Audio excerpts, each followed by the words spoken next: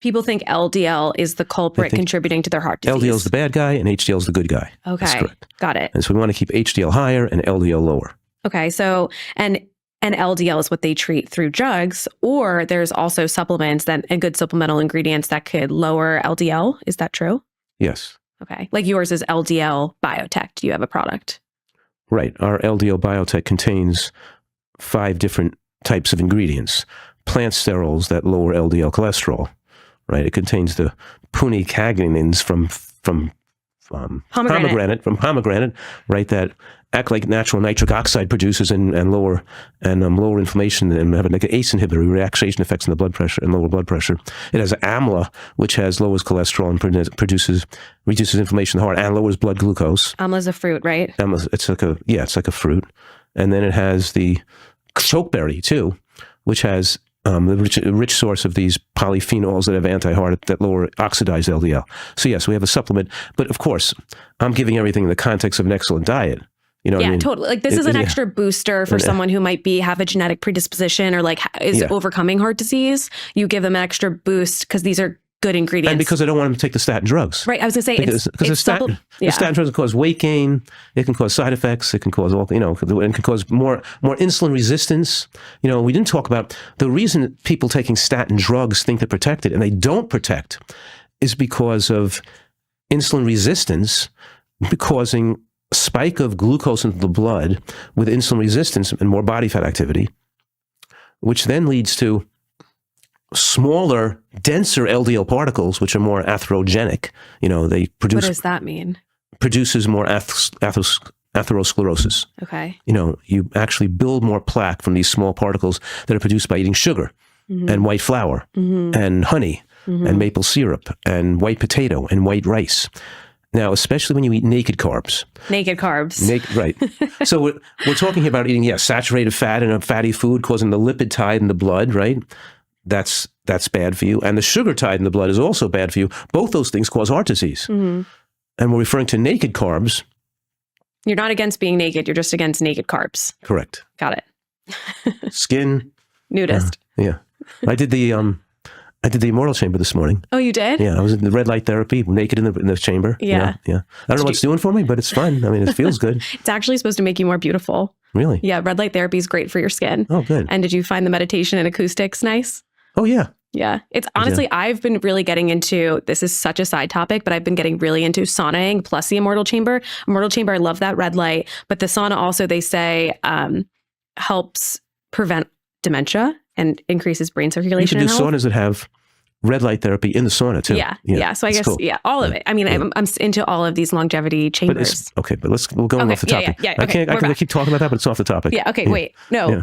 So what are we talking about here? Wait, we were talking about naked carbs. Naked carbs, right. You brought up being naked. Because let's say, what makes a naked carb more dangerous?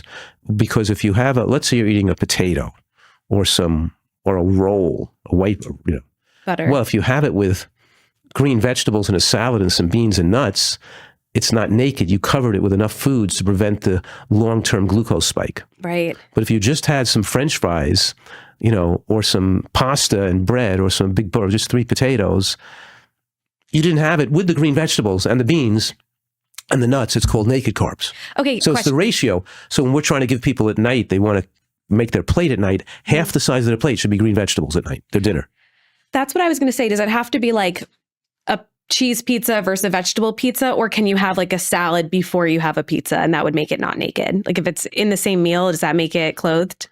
Yes, but of course, it's the amount of naked carbs. I don't recommend pizza that has made from white flour because you have an overwhelming amount of salt and white flour in there. Right. A little bit of, we're talking about, we're having carbs from a little sweet potato or a little bit, quinoa or whatever. We're not using too much white flour, and especially only a special occasion. Yeah. But even then, it's not naked. Right. Well, I'm just thinking like if you're making your at-home pizza, you can make it on a pita, on your own crust, on a cauliflower crust, whole whatever. Wheat pita or but loading up on vegetables, like adding a lot of mushrooms and arugula or whatever you add on top of your pizza could make a difference. That's the key to a Nutritarian diet, right? Wow. Yeah.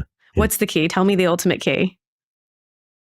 Well, the factors are nutrient density and diversity in the tissues, right?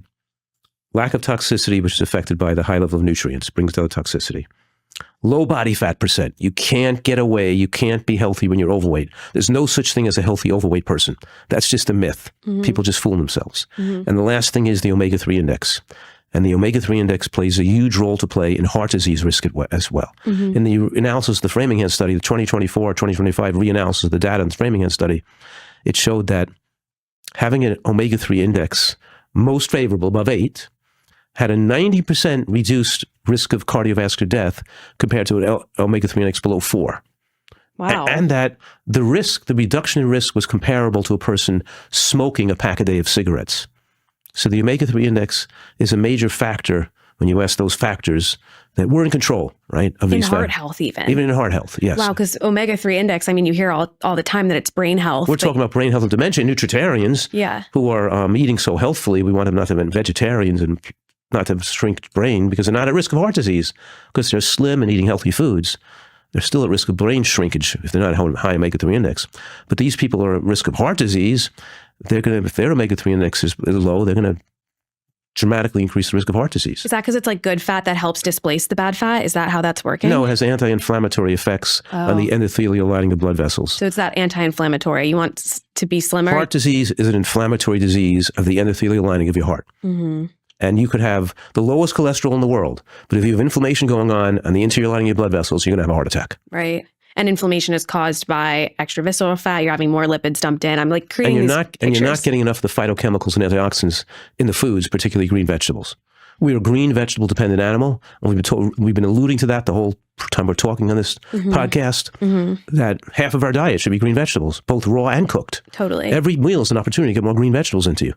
Can't berries and fruit also help with heart health? Yes. Because it's so high in antioxidants? Correct. And nuts and seeds help too. Oh yeah, nuts and seeds melt heart disease. I feel like we've done a whole podcast on that. Yeah, we did.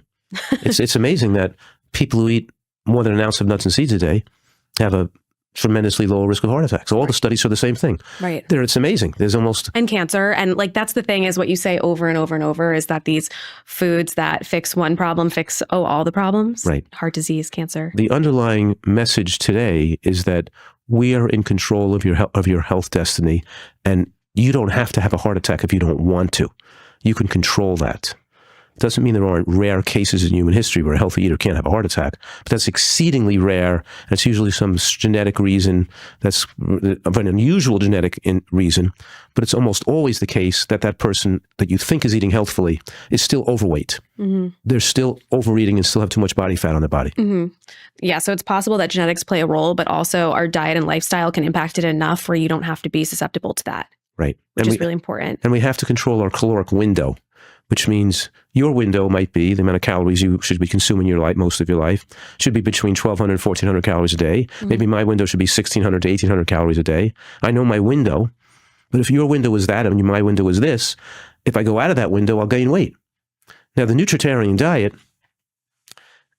helps us lose weight because it makes us satisfied to live within our window. If you're eating unhealthily, you're not satisfied living within your window. You got to have more food because you're not going to feel your needs aren't met. So the Nutritarian diet doesn't solve your weight problems unless you use it to stay within your caloric window. You know? Well, I will say on that front, it does kind of solve it. I at least feel it personally, because when you nutrient overload, I like to talk about this. When you hit a lot of nutrients and are getting a lot of antioxidants by eating a lot of fruits and vegetables, it shuts off your appetite and makes you not hungry.